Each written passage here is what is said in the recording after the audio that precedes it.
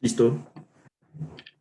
Muy buenos días a todos. Bienvenidos a este webinar en conjunto con nuestro asociado Grupo IRENA sobre el tema de inseguridad y COVID, pistas de reflexión y recomendación. Entonces, espero que todos estén bien, con buena salud en sus casas.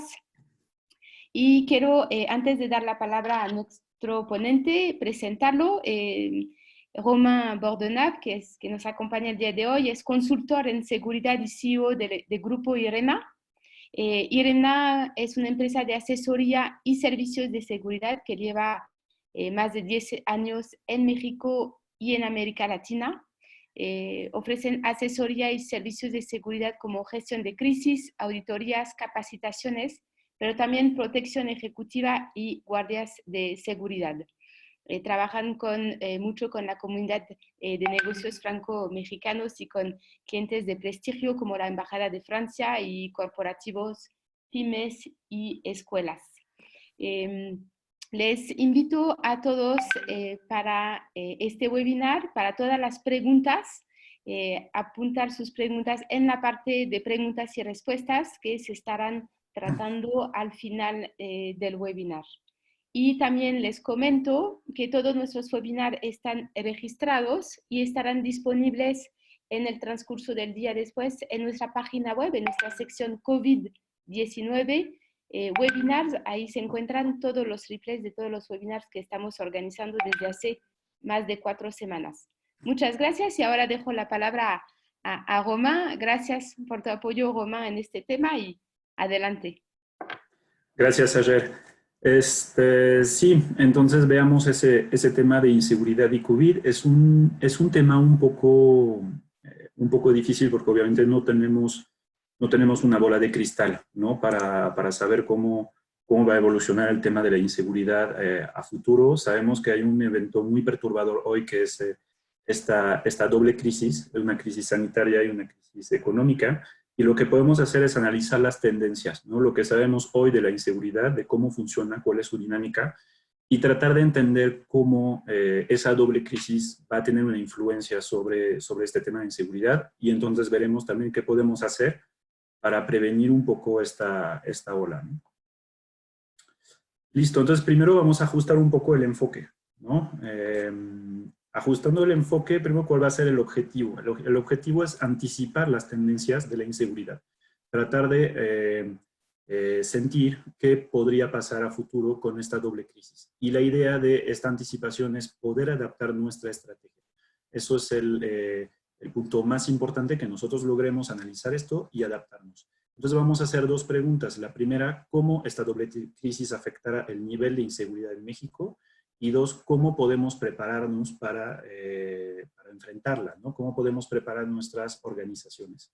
Nada más un pequeño paréntesis, estamos en la cámara, entonces está dirigido a organizaciones. Voy a hablar de la seguridad de empresas. Hasta el final vamos a ver un pequeño punto sobre la seguridad personal, ¿no? Y lo podremos ver en temas en preguntas y respuestas al final de la presentación. Entonces, tendencias.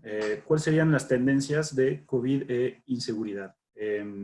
Los factores de incremento, esa es la parte importante, viendo esta crisis, cuáles son los factores, cuáles son las dinámicas que van a tocar la inseguridad. Entonces, primero es la presión económica, y eso es digamos, lo evidente. Todo el mundo dice, va a haber pobreza, la pobreza tiene una influencia directa sobre la inseguridad. Entonces, vamos a ver desempleo, baja de sueldos, caída del comercio informal, baja de las remesas, y eso nos va a lidiar a pobreza. Todo esto lo estamos viviendo ahí en primera fila, ¿no? Como emprendedores o como trabajadores, vemos que hay una presión muy fuerte sobre la situación económica, y eso se va a sentir directamente en el bolsillo de la población más frágil, que es la población, vamos a decir, más propensa a sufrir de la inseguridad. O sea, no solo a ser actor, sino también a sufrir de la inseguridad. Un punto importante es que la pobreza no es suficiente para que alguien empiece a delinquir. El tema de la delincuencia no es que necesito dinero, voy a robar. Obviamente es un factor importante, una presión importante, pero necesitamos otros factores, ¿no? Y en esos factores está la desigualdad social. Ese va a ser un punto muy importante y es un eje de esta doble crisis. Es una crisis que pone mucho en evidencia y va a reforzar mucho el tema de la desigualdad. Primero en el confinamiento, no somos todos iguales en el confinamiento. Algunos no tienen acceso a internet, otros están varias generaciones en una misma casa. Alguna población va a tener un menor acceso a atención médica, menor acceso a internet, menor educación. Eso es bastante importante en un país donde hay un problema de educación. La falta de educación hace que todos somos, hay una desigualdad importante en cómo vamos a enfrentar esta crisis. Menos herramientas para enfrentar la crisis y entonces todo esto son factores de enojo social. Y esto es bien importante porque en la delincuencia nunca un delincuente va a decir, sí, robé porque necesitaba dinero. No es algo como automático y único. O sea, sí hay una presión económica, pero también hay una justificación. Robé, pero él no merece lo que tiene, o es injusto. Otros roban más que yo. No me apoyaron. Entonces, esta crisis va a acelerar ese tema de la desigualdad social, ¿no? Y ese pretexto frente a la delincuencia. Otro tema bien importante es la debilidad de la autoridad. Todos tenemos una opinión ahorita sobre cómo el gobierno está gestionando esta crisis. Yo me voy a concentrar únicamente en el tema de fuerzas del orden, ¿no? De mantenimiento del orden. Los cuerpos de seguridad y defensa están rebasados por la inseguridad desde antes de la crisis. Lo sabemos, hay una explosión de la inseguridad. Cada año es más violento que el año anterior y no vemos que que el ejército o las policías, sea la que sea, logre avanzar esto. Además de este problema de inseguridad fuerte en México, que es un obstáculo que tenemos, hay una mutación profunda de los actores.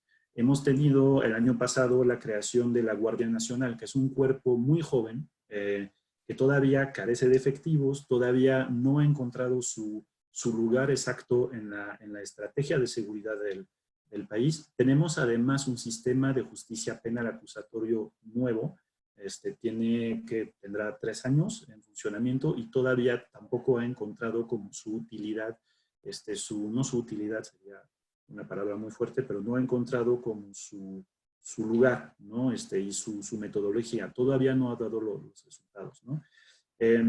Además, esas instituciones que vemos ya son algo frágiles y a la fecha no cumplen con su misión, son los primeros expuestos ante la crisis. Tal vez después del sector salud, el sector de seguridad es el que anda en las calles, es el que, si todos hemos salido a la calle, vemos que no traen cubrebocas, no respetan su sana distancia. Entonces, van a tener problemas. En Nueva York hay como unos 50 policías fallecidos por el tema del COVID, porque estuvieron en la calle, ¿no? Aquí en México vamos a tener el mismo problema. Estamos entrando en la fase 3 y los policías van a seguramente pagar un saldo fuerte y feo en esta crisis porque son los que están en la calle y están desprotegidos. Entonces esa situación también desvía el uso del ejército y de la Guardia Nacional, que ahora tenemos Guardia Nacional en el DF para apoyar a los policías.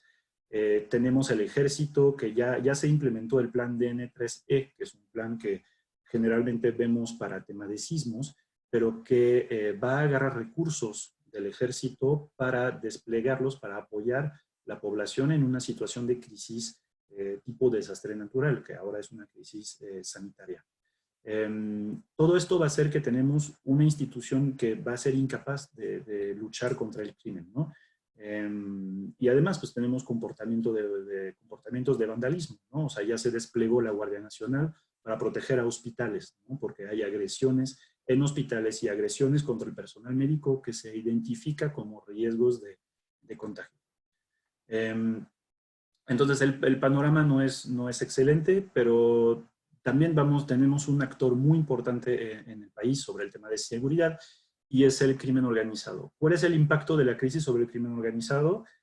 pues puede parecer curioso, pero tienen un impacto muy parecido a otras empresas.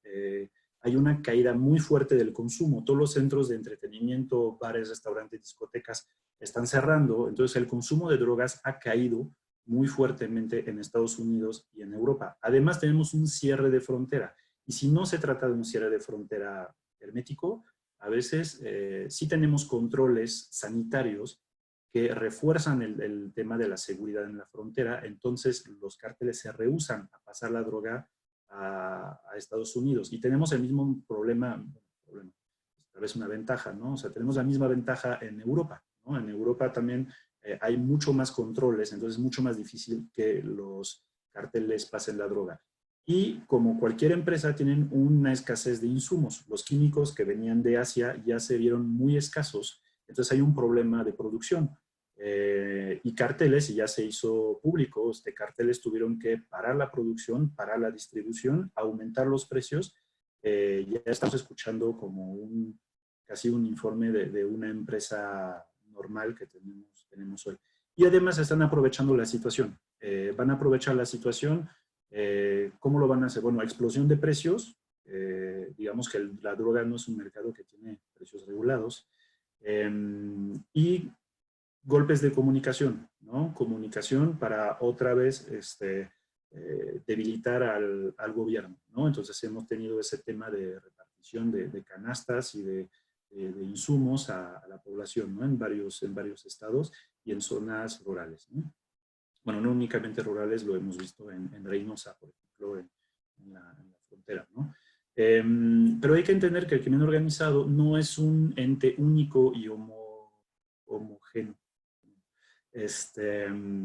No basta que la cabeza del cartel diga, bueno, pues vamos a aumentar los precios, vamos a esperar que la cosa tranquilice y regrese a la normalidad. En el crimen organizado existen muchos grupos muy diferentes y existe como un proletariado del crimen organizado. Entonces, ¿qué van a hacer grupos que hoy están debilitados y necesitan cash y lo necesitan ya? ¿No? Entonces vamos a ver una lucha más importante entre grupos para acapararse los negocios que siguen interesantes dentro de la crisis, ¿no? Y esto lo vemos claramente. Podríamos pensar que la inseguridad, bueno, los conflictos entre los cárteles iban a bajar. Obviamente en esta situación de confinamiento, la realidad es que aumentan. Y hemos tenido marzo como el mes más violento, creo que desde que AMLO está en el poder. Y ayer fue el día más violento en lo que va de 2020. En fin, no, en fin. El caso particular de la cibercriminalidad es otra dinámica, pero es muy interesante. La crisis ha generado algo un poco, algo interesante porque hay un aumento de la vulnerabilidad, porque estamos ya mucho en Internet. El home office ha generado mucha actividad en línea y tenemos un aumento del tiempo de navegación y del consumo en línea, ¿no? Mucha gente pide Amazon y Rappi Corner Shop. O sea, ya el consumo en línea ha tenido un incremento impresionante y esa atención a la crisis obliga a trabajar fuera de los procesos normales. Nuevos proveedores, nuevas tiendas, nuevos sistemas, y entonces la ciberdelincuencia puede actuar ahí directamente, ¿no? También tenemos una angustia e incertidumbre que pueden nublar el juicio. Hay un caso bastante famoso ya en Europa, donde creo que es el gobierno de Países Bajos, o es en Alemania, hicieron un pedido de máscaras a una empresa fantasma que no existía. Entonces fueron millones que por medio de un fraude electrónico crearon una falsa página web. Hubo un pedido de más de 2 millones de euros, creo, de máscaras a una empresa que no existía, ¿no? También tenemos una sofisticación importante de los ataques, ¿no? La cibercriminalidad se adaptó muy rápidamente y muy rápidamente hemos visto phishing y malware directamente relacionados con el COVID, ¿no? Aprovechando el interés por el tema y aprovechando la urgencia de las empresas y de las personas a recibir equipos, material para luchar contra el COVID, ¿no? WhatsApp, ransomware también a hospitales, ¿no? Hemos visto. Entonces, todo esto que nos dicen, vamos a tener diferentes tendencias. Primero, una a corto plazo, y cuando digo corto plazo es qué está pasando hoy, ¿no? Hoy mismo. Hoy mismo podemos pensar que hay una baja de ciertos delitos, de algunos delitos, y eso puede ser interesante, no siempre hay malas noticias, pero sí podemos intuir que obviamente en ciertos delitos como el robo a casa habitación, los asaltos a transporte, hay una baja del volumen de incidencia porque hay un confinamiento. Entonces, es mucho más difícil ahora hacer un robo a casa habitación. Hay menos oportunidades de asalto en la calle y hay un control más elevado. Cuando me refiero a un control más elevado, quiero decir que todos ya nos estamos moviendo en ambientes que dominamos, que controlamos. Vemos nuestros vecinos, voy de aquí al súper, voy de aquí a la tienda y ya no estoy moviendo en zonas que no controlo. Entonces, en cierta medida, para la seguridad personal, ahora, cuando estamos en nuestra casa, yo diría que el tema de la inseguridad, pues está mejorando un poco. Sin embargo, tenemos el otro lado de la moneda, ¿no? Que los delincuentes necesitan seguir delinquiendo, ¿no? Entonces, hay una alza de la proporción de asaltos con violencia, una alza de los robos y asaltos de oportunidad. Entonces, cuando vamos al cajero, ahí es donde estamos muy expuestos. Vamos menos al cajero, estamos menos en la calle, pero entonces cuando vamos hay que pensar que nuestra exposición es mayor. Y también vamos a ver enfrentamientos violentos de bandas del crimen organizado, es lo que ya había mencionado. Esto no nos perjudica directamente en nuestra vida cotidiana, no nos impide tener nuestra vida común y corriente normal en Ciudad de México, pero sí es algo que va a marcar bastante fuerte el tema de la inseguridad. Perdón, a mediano y largo plazo podemos ver otra vez, o sea, una alza de los robos y asaltos de oportunidad, el cajero, los camiones, el carjacking, o sea, todos esos factores que vimos al principio de la presión económica, el desempleo, la desigualdad, podría ser que mucha gente switche y tengamos como un aumento de esos delitos que no requieren de mucha tecnicidad, que no requieren de muchas armas o no requieren de muchos conocimientos. También vamos a tener muy probablemente un alza de los crímenes y delitos derivados del crimen organizado. El crimen organizado no es un grupo que acepta fácilmente tener un trimestre bajo, vamos a decir, necesitan cash para su recurso humano, para llevar sus guerras y podemos también imaginar que toda esta situación de crisis va a debilitar algunos carteles más que otros. Y cuando pasa esto, cuando se genera un desequilibrio en la relación entre cárteles, genera violencia. Porque cuando un cártel está debilitado, los demás van a tratar de aprovechar esta situación. Entonces podemos imaginar un incremento de los enfrentamientos, pero también entonces un incremento de los delitos derivados de esto, que no están directamente vinculados con la droga. Entonces ahí estamos hablando de extorsiones, secuestro, cobro de cuotas. Esto es algo donde varios expertos están insistiendo, el cobro de cuotas podría ser el delito que más aumente cuando estemos saliendo de la crisis, ¿no? Y también podrían aparecer nuevos factores. Estamos ya no al principio de esta crisis, pero todavía no vemos su final. Entonces, ¿cuáles van a ser los nuevos factores en esta crisis que podrían impactar la inseguridad? ¿Qué va a pasar si las fronteras se mantienen cerradas demasiado tiempo?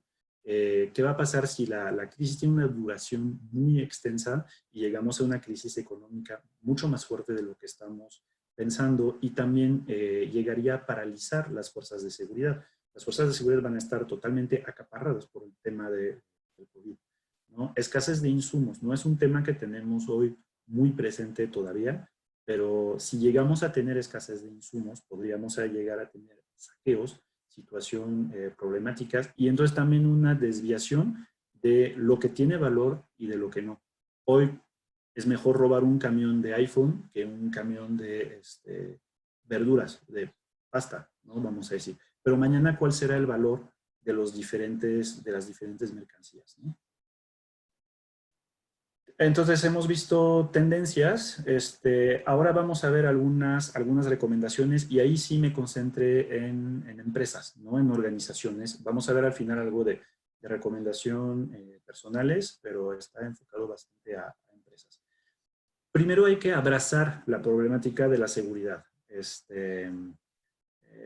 Lo digo porque tenemos podría haber rechazo sobre la seguridad, ¿no? O sea, porque no la queremos ver, no queremos no queremos tener que pensar en este tema. Entonces, primero voy a descartar un par de temas sobre la seguridad. La seguridad es cara. No, la seguridad no es cara. Lo que es caro a lo mejor es un centro de operaciones con 1000 cámaras en todo el país y un centro de monitoreo y sí mucha tecnología. Obviamente requiere una inversión muy fuerte y hay empresas que sí dedican presupuestos importantes a la seguridad. Pero la seguridad también son protocolos, la seguridad es cultura y una capacitación, un discurso, protocolos, nuevas reglas, son cosas muy baratas que todos podemos implementar, desde una tiendita hasta en su casa, hasta en los corporativos más grandes. La seguridad pasa por cultura de la seguridad y pasa por protocolos y decisiones. También si vemos el tema del costo de la seguridad, implementar una política de seguridad no es caro en comparación de un secuestro o en comparación del robo de un camión. Y todavía en nuestra situación actual, hace unos meses perder un camión pues, sí era muy molesto para algunas empresas, es producto menos, pero mañana va a ser crítico. Unos insumos que no llegan a un cliente, pues es un cliente insatisfecho o a un distribuidor, ¿no? Estamos, ya la sensibilidad, el concepto de estrategia, ya se vuelve muy importante en nuestros insumos, ¿no? Otro mito, la seguridad vehicula miedo. Cuando hablamos de seguridad difundimos miedo. El miedo ya lo tenemos, ya vemos la prensa, ya estamos escuchando las historias, vemos cadenas de WhatsApp. El problema es dejar que esto sea nuestra visión de la seguridad. Ahí lo que necesitamos es leadership y compromiso. O sea, la seguridad, vamos a tomar el control de nuestra seguridad y no sufrir estas situaciones. El miedo no es algo que debe de guiar la seguridad. No debemos de hacerle caso al miedo para tomar decisiones, pero sí debemos de atender el miedo. Si tenemos miedo en nuestra empresa, en nuestros colaboradores, en nuestra familia, es que no hemos hecho lo suficiente para presentar una situación de seguridad y decir, sí podemos, sin problema, tomamos las medidas correctas y vamos a ganar paz y poder trabajar de forma tranquila. Otro mito, la seguridad atrae al delincuente. Muchas veces pensamos, no, pues alguien que tiene una protección ejecutiva llama más la atención y entonces va a atraer más al asaltante. El asaltante de la calle nunca va a asaltar a alguien que tiene protección ejecutiva, ¿no? O sea, de preferencia, siempre que vemos una casa con seguridad y una casa sin seguridad, es la que no tiene seguridad que se va a atacar.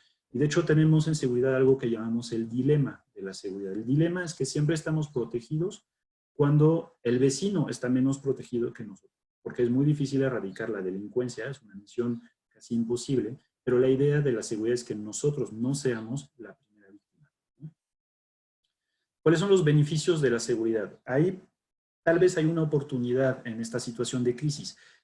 Creo que todos conocen la pirámide de Maslow y tenemos en este momento de crisis un regreso a la base de esta pirámide, ¿no? Hoy con el COVID y esas crisis, las necesidades fisiológicas son muy importantes. Todos queremos comer, papel de baño al parecer, pero también comer y queremos que nuestros trabajos no estén afectados, para que nuestros ingresos no estén afectados. Pero luego de inmediato viene la seguridad. Entonces, nadie va a pensar que es un tema arcaico o inútil cuando ya hemos regresado a una visión mucho más básica de las necesidades humanas, ¿no? Los beneficios, entonces, una imagen de control y de solidez. Obviamente ganar tranquilidad. Todos hemos tenido esa sensación cuando llegamos a una planta, a una oficina donde la seguridad está bien manejada. Tenemos un control de acceso sólido, guardias que presentan bien, un sistema de control de acceso serio, vamos a pensar de inmediato, esto es una empresa seria, ¿no? Esta es la imagen que brinda, ¿no? Y como empleado, cuando vemos que una empresa toma medidas de seguridad, pensamos, es algo sólido, o sea, sí tenemos ahí alguien que está en control, un líder, ¿no? Entonces, transmite leadership. Y la seguridad como valor de la empresa. Hoy todos lo hemos visto en este tema del COVID. Más que nunca hemos cuidado a nuestros empleados. ¿Cómo están? ¿Están bien instalados en el confinamiento? ¿Cómo están de salud? ¿Y su familia? ¿Qué podemos hacer para apoyarlos? Entonces, eso es seguridad, ¿no? Sanitaria, pero vamos a transmitir esto. Entonces, vemos que esa necesidad de seguridad sí la tenemos hacia nuestros empleados y nuestros equipos. Entonces, es el momento de empezar. Tengamos nada, cero, o ya tengamos alguna política, es momento de recuperar el tema de seguridad con esta crisis y ver qué vamos a hacer con esto, ¿no? Y dos cosas que ya he mencionado. Uno, compromiso.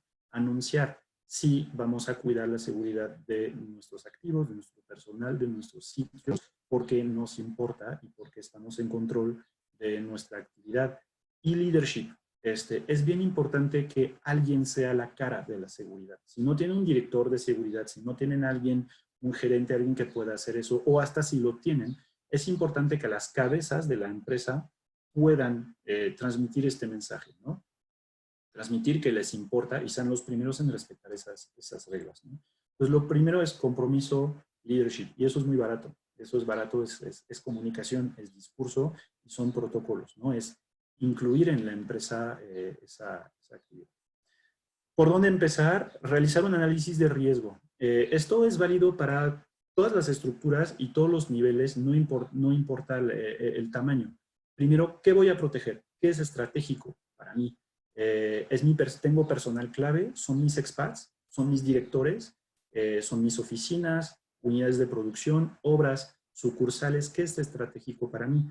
Y cada empresa va a tener algo diferente. A lo mejor para una empresa de retail, en el lujo, lo importante es la seguridad de sus tiendas, no solo para que no les roben, pero para que los clientes se sientan seguros cuando están comprando, vamos a decir, ¿no? Para otros va a ser el CEDIS, el centro de distribución, ¿no? Porque estamos en una situación crítica, necesito que mis distribuidores reciban los insumos porque hemos tenido caída en la producción, entonces cada camión que se va ya es estratégico, ¿no? Pues analicemos qué voy a proteger, mis ejecutivos, mi personal. Les puedo decir, por ejemplo, nosotros en lo personal, en Irena, el recurso más crítico ahora son nuestros guardias de seguridad. Son los que hoy están en la calle y están trabajando. Y todo nuestro esfuerzo de estas semanas es protegerlos a ellos para que puedan seguir trabajando en buenas condiciones, porque también son el frente ahí de nuestros clientes. Entonces, cada quien va a encontrar qué es lo estratégico para su actividad. Cuando ya lo tengo, ¿de qué lo voy a proteger?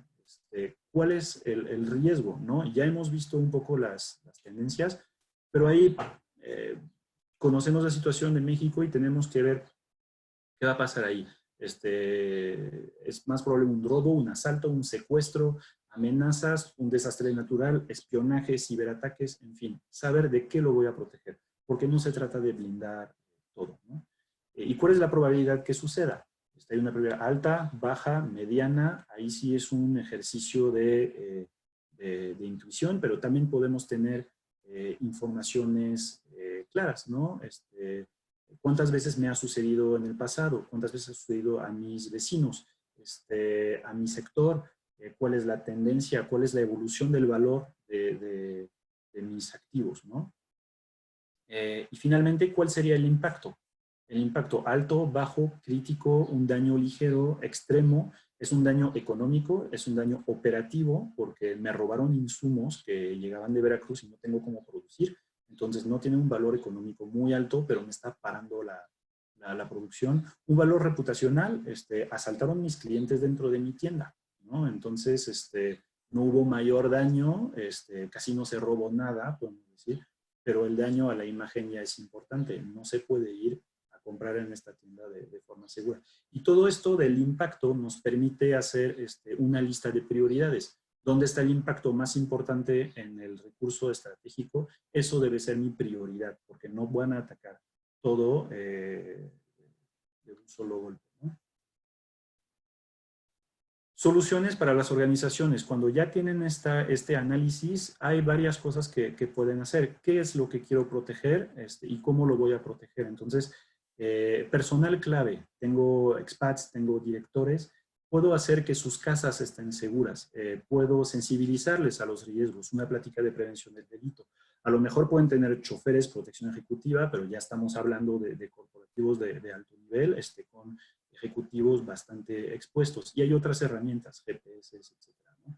Los trabajadores no pueden dedicar los recursos del mismo nivel a los trabajadores que a los ejecutivos, ¿no? O sea, sería algo muy caro. Pero hay cosas que se pueden hacer y cosas baratas, como una plática de prevención del delito, difundir tips de seguridad. Eso es gratis. Tips de seguridad, nosotros expertos tenemos muchos, les podemos dar muchos, pero obviamente hay, y ustedes los pueden construir en función también de su histórico, ¿no? Y los pueden difundir vía su comunicación interna, ¿no?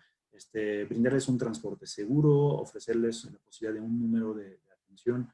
La seguridad de los sitios. Ahí pueden ser una evaluación, una auditoría de seguridad, por dónde puede entrar un ladrón, cuáles son nuestras vulnerabilidades, ¿no? Desde nuestro perímetro, nuestro control de acceso, tenemos cámaras, tenemos alarmas, tenemos vigilancia, no tenemos, en fin, hacer todo este estudio para ver dónde tengo un punto débil y dónde puedo mejorar mi seguridad. Seguridad de los transportes. Ahí hablo de camiones, ¿no? El cuidado de la mercancía, con custodia de camiones, con inteligencia, cuáles son los horarios de los asaltos, cuáles son las rutas más seguras, cuáles son los procesos para hacer que no me roben, no descartar la complicidad interna, ¿no? Y el tema de GPS. Aprovecho para hacer un tema sobre complicidad interna. Es algo que odiamos porque no queremos pensar que nuestros propios equipos son los que roban y afecta mucho la confianza que tenemos en la estructura. Sin embargo, ese tipo de crisis va a desatar el tema de robo interno. Sobre todo las empresas que han tenido un trato agresivo con sus empleados. Los que vieron su sueldo bajar, que sufrieron durante la crisis y no vieron el apoyo de su empresa. Al momento de regresar van a decir, se lo merecen. O sea, no solo necesito el dinero, pero también se lo merecen. No es algo automático, es algo excepcional, pero solo se necesita uno. Solo se necesita uno para que empiece el tema de robo interno, ¿no? Y para todos podemos hacer planes, podemos tener una estrategia, ¿no? Entonces, ¿cuál es mi plan de seguridad? ¿Cuáles son mis recursos de seguridad? ¿Qué hago en caso de ese SOP, Standard Operating Procedure, son es un acrónimo para decir hojas sencillas de qué hago en caso de una llamada de extorsión, qué hago en caso de un secuestro. Y ahí no es una receta, algo mágico que nos va a explicar cómo se resuelve, sino cómo tengo que reaccionar, a quién tengo que avisar, quién se va a encargar del tema, cuáles son los contactos en la policía que me pueden ayudar, cuáles son los contactos fuera de la policía que me pueden ayudar, tener la información de las familias y, en fin, estar preparados para que el día que llegue el tema no estamos totalmente descubiertos, ¿no? Planes de emergencia, planes de crisis management, y de continuación de actividad. Creo que ahora los que tienen planes de continuación de actividad los están usando y ojeando diario, ¿no? Listo. Ahora les había comentado de recomendaciones extras sobre su seguridad personal. Para dejarlo muy sencillo, tenemos nosotros talleres que duran medio día, hasta algunos de 3 días cuando hablamos de prevención del secuestro, y tenemos varios cursos, pero aquí para dejarles 3 ideas bastante claras y bastante importantes, las más importantes. No las voy a leer a detalles, les dejo verlas y estará disponible, pero básicamente perfil bajo, protección de la información. Es bien importante. Para no ser víctima, primero el delincuente no lo tiene que encontrar y no lo tiene que observar. Los delitos fuertes, como el secuestro, como varios robos a casa habitación, ¿sí? Requieren de una etapa de observación. Entonces, cuanto menos información vamos a dar en esta etapa, menos probable es que seamos la víctima, ¿no? Dos, el domicilio. Es bien importante que nuestra casa sea un santuario. Cuando estoy en mi casa, sé que estoy protegido y sé que tengo las herramientas. Me refiero a números de contacto, números de tarjeta, direcciones. Tengo todo para, en caso de que afuera haya algún problema, en mi casa estoy bien y sé que estoy bien, ¿no? Dos, tres, la familia. La familia obviamente es lo más importante, es lo que nos mueve todos. Entonces ahí cuidar nuestra familia, sensibilizarlos, tener buena comunicación con todos, hablar del tema, qué vamos a hacer en caso de, si un día me pasa algo, si un día te llaman y te dicen que me secuestraron o algo así, ¿qué vamos a hacer? Y hablarlo y que haya confianza. Hablo un detalle para los chavos, hemos visto problemas con adolescentes a veces porque hacen una tontería, vamos a decir, se van a Cuernavaca cuando no podían, se llevan el coche cuando no podían, cosas así. Y luego no se atreven a pedir apoyo cuando pasa algo. Entonces, bien importante que haya comunicación. Deben de saber que pase lo que pase, ustedes siempre van a estar ahí para ellos, ¿no? Y eso es bien importante para mantener una comunicación entre todos. Listo, ya terminé con la presentación. El mensaje final que les quiero dejar es que estamos viviendo una época un poco complicada, muy complicada. Todos nos va a afectar. Las reglas del juego están cambiando, pero no vamos hacia una apocalipsis zombie, a un estado de guerra civil afuera. Dejen de lado el miedo, esa sensación de que todo se va a ir a la chingada, para decirlo de forma más coloquial. No es cierto, seguimos siendo los mismos. La sociedad mexicana sigue siendo la misma, nada más que sí va a estar presionada en las próximas semanas y los próximos meses, y nosotros somos parte de esa sociedad y todos podemos aportar algo, y ahí hablo de solidaridad con todos. Si estamos viviendo el confinamiento mejor que otros, pues tratar de apoyar los que no, y todos podemos salir adelante de esto. Hay una mala etapa que tenemos que pasar, pero sin duda la pasaremos sin problema, ¿no? Listo, ahora estoy disponible para dudas y preguntas. Muchas gracias, Román. Bueno, sí, te vamos a apoyar con todas las preguntas que tenemos aquí. Básicamente, la gente pregunta, ¿cómo ves el panorama de riesgos de corto plazo por región dentro del país y si hay identificadas zonas de mayor complejidad? Ahorita tenemos un problema bastante severo en Guanajuato. Luego es un poquito complicado anticipar esto porque no podemos saber hoy cuáles son los carteles más desbalanceados, más debilitados por esta zona. Pero sin duda ese va a ser el tema, ¿no? O sea, si un cartel, un grupo en específico, tiene hoy un problema de cash, no puede pagar su gente, no puede pagar sus proveedores, no puede pagar, en fin, cantidad de cosas, y entonces la cabeza va a estar debilitada, y entonces otros grupos dentro de esos carteles van a tratar de tomar el control. Un cartel nunca puede ser débil. Al momento que demuestra alguna debilidad, es atacado. Entonces, ahí es lo que vamos a tener que cuidar, porque seguramente va a haber movimiento. Bueno, las zonas más clásicas son toda la frontera, pero saber exactamente cuáles son los carteles que hoy están sufriendo de la situación, pues es demasiado temprano por el momento. Muchas gracias. Preguntan por acá, ¿sabemos si existen iniciativas del gobierno federal o estatal para contratar a personas desempleadas para volverlos agentes de seguridad de lugares públicos, empresas y colonias? No.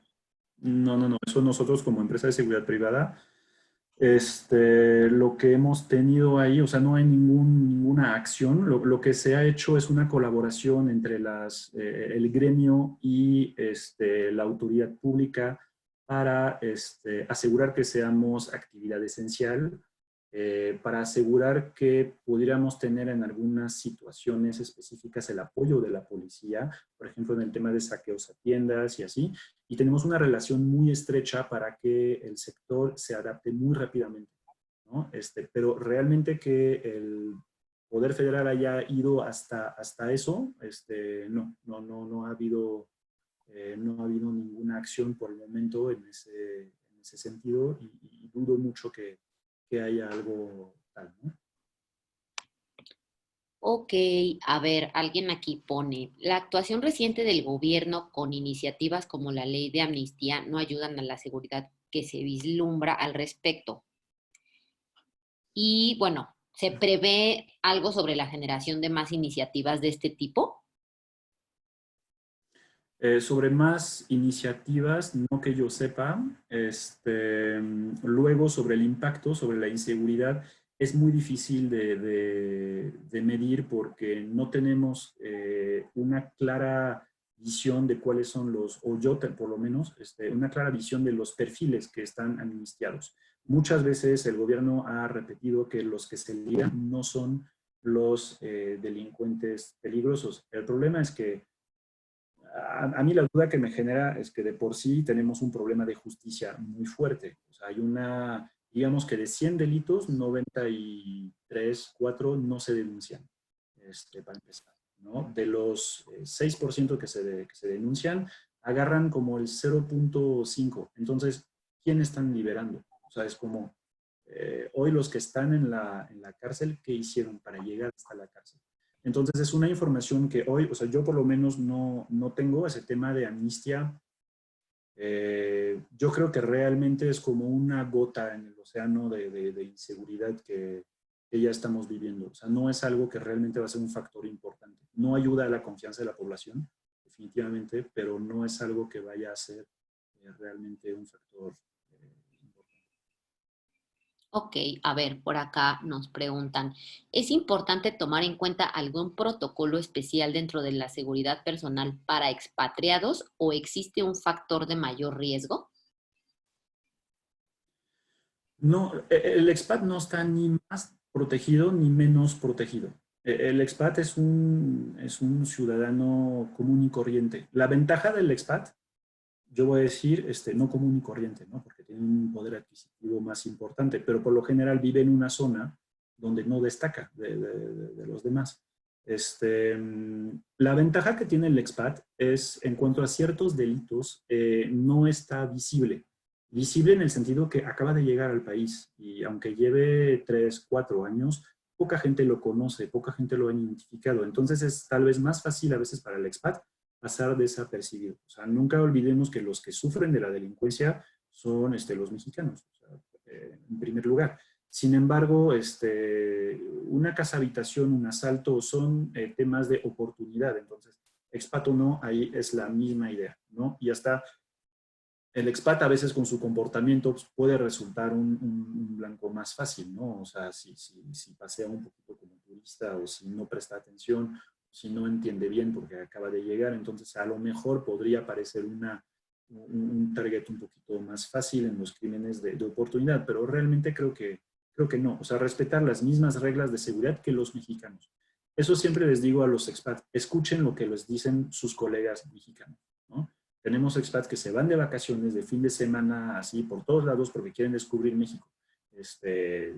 Muy bien, muy bonito. Pero cuando escuchan que su colega mexicano, él dice que no va porque es peligroso, hay que poner atención a estas recomendaciones.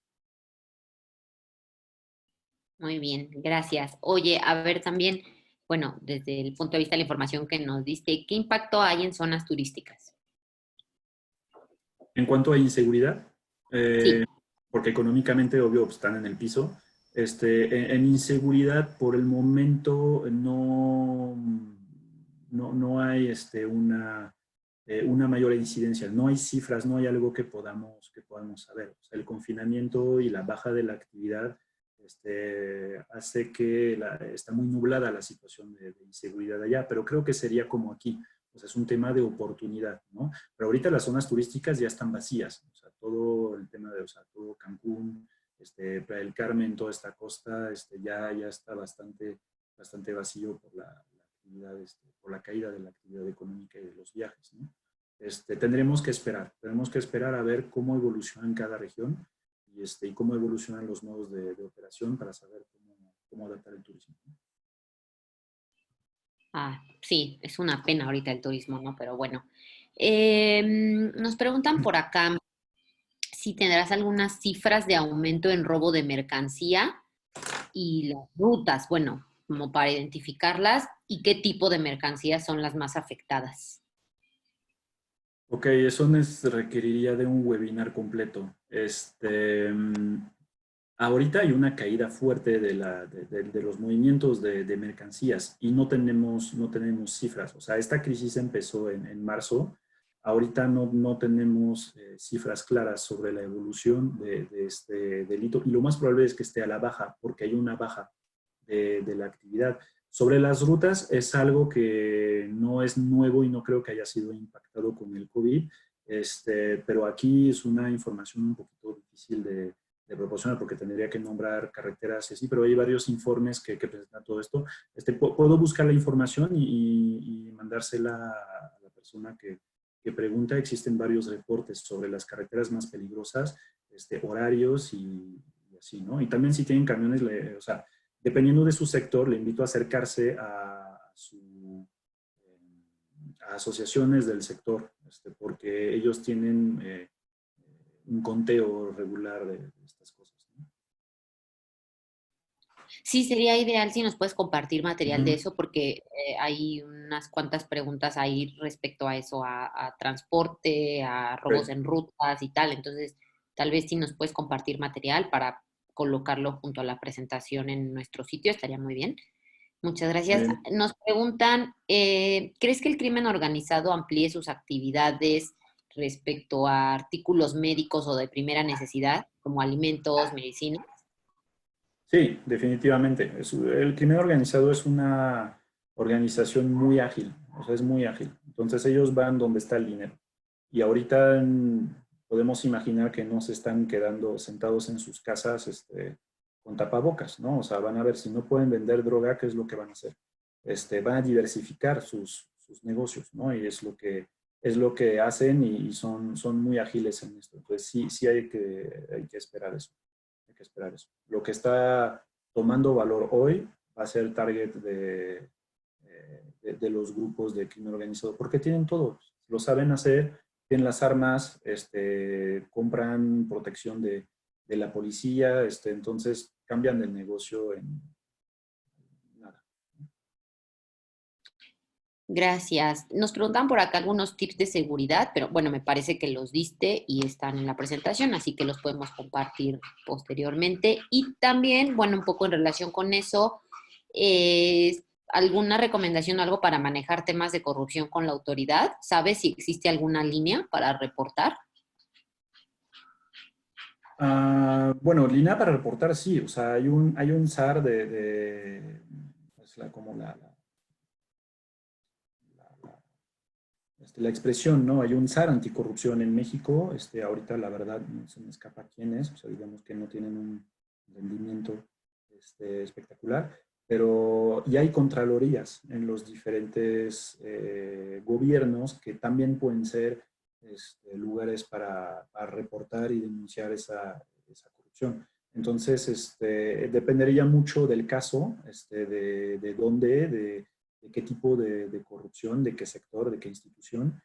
Y ahí sí existen herramientas para reportar esto. Luego que funcione, es otro tema. Pues sobre los tips de seguridad, una cosa es que luego lo platicaremos. Nosotros ofrecemos un taller de prevención del delito, una plática que presenta los riesgos, descifra los modos de operación de la delincuencia y cómo nos podemos proteger en el día a día. O sea, sin llegar a una paranoia de que ya estamos vigilados, todos se nos va a pasar algo, necesitamos un machete, pero ¿qué tenemos que hacer en el día a día? ¿No? Cómo comportarnos, movernos en la calle, en el coche, cómo proteger su casa, cómo contestar el teléfono. Esas cosas lo lo ofrecemos y haré una comunicación mediante la cámara de esto, por si están interesados. Podemos pensar en un precio especial para la gente de la cámara, ¿no?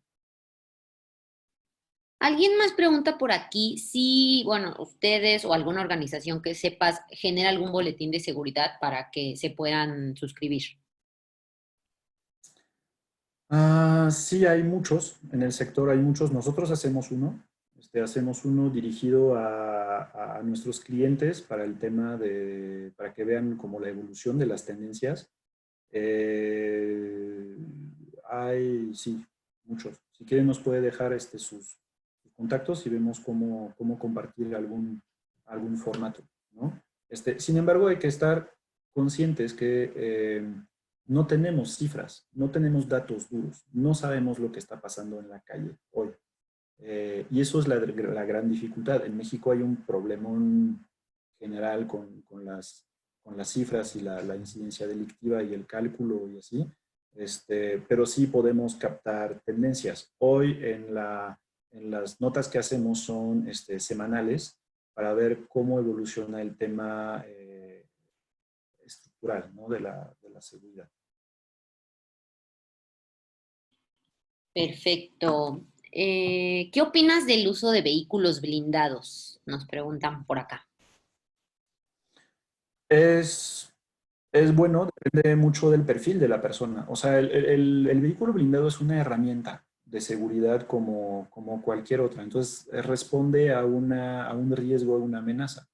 Entonces, depende de cuál es esta amenaza y cuál es este riesgo. Pero definitivamente un vehículo blindado tiene una enorme ventaja, que en el caso de un asalto, pues, pueden decir hola, pisar el acelerador y se van. O sea, es la principal ventaja del vehículo blindado. Ahora, si estamos hablando de alguien con una posición alta y con una amenaza y requiere de todo un esquema de protección ejecutiva, hay que pensar cómo se usa el vehículo blindado, ¿no? Y el vehículo blindado viene con un uso, con una estrategia, con criterios. O sea, no podemos nada más cambiar nuestro vehículo por uno blindado. Tenemos que pensar qué vamos a cambiar para que todo sea coherente. O sea, no nada más agregar así el blindado en nuestra vida cotidiana, ¿no? También en el manejo es un vehículo más pesado, pero sí es algo muy útil, estratégico en protección ejecutiva, pero sí hay que pensar un poquito cómo va a ser su. Perfecto. Muchas gracias, Román. Pues hemos cubierto prácticamente ya todas las preguntas. Ok. Me parece que igual a muy buena respuesta a todas, así que no sé si quieras darnos alguna conclusión, algún último consejo o algo así antes de concluir la sesión. No, creo que ya hemos abordado bastante cosas. Obviamente, si tienen más preguntas, más dudas, dejo mi contacto. Ahí está mi teléfono, mi correo, nos pueden escribir, pedir información. Obviamente somos una empresa y hay servicios que facturamos, pero como miembro de la Cámara y como empresa de seguridad, tienen que saber que sí estamos aquí para apoyar, para compartir información, y lo primero que queremos es el bienestar de nuestra comunidad, ¿no? Entonces no duden en mandar preguntas, dudas, si hay alguna pregunta que no he contestado, con mucho gusto, ¿no? Y con una llamada podemos aclarar bastante cosas, y en general también decir que la seguridad es un asunto de todos, pero de todos los que deciden trabajar el tema, ¿no? O sea, trabajan el tema, los consultores de seguridad no somos ni Batman, ni Superman, ni nadie por el estilo, solo que trabajamos las cosas y trabajamos con nuestros clientes para construir soluciones y prevenir, ¿no?, la situación en que todos podamos trabajar. Entonces, bueno, no duden en contactarnos y estoy aquí para apoyarlos, ¿no? Y aguanten, no pierdan la cordura en este momento. Todos estamos listos de perder la cordura, ¿no? Perfecto. Pues muchas gracias a todos los que se conectaron. Gracias a ti, Román, por la explicación. Sí, vamos a tener toda la información colgada en el sitio a más tardar mañana, tanto la presentación como la grabación del webinar. También, bueno, espero Román nos pueda hacer llegar la información acerca de las rutas y esta información que solicitaron para que también la podamos colgar. Y pues muchas gracias otra vez por haber estado en este webinar. Recuerden que vamos a seguir teniendo actividades de este tipo pues en las semanas restantes. Y todo esto lo pueden saber mediante mails o nuestras redes sociales. Y no olviden visitar el sitio también donde está colgada toda esta información y actualizaciones diarias. Muchas gracias a todos y que pasen buen día. Listo, gracias.